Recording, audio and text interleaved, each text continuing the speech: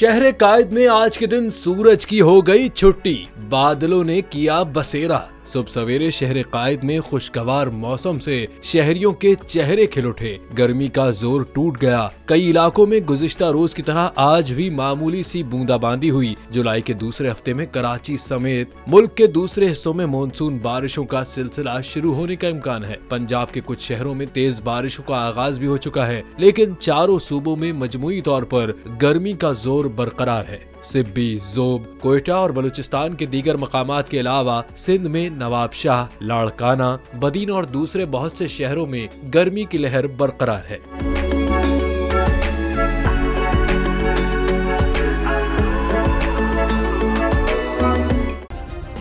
Subscribe करें और bell दबाएं ताकि कोई खबर रह न जाए।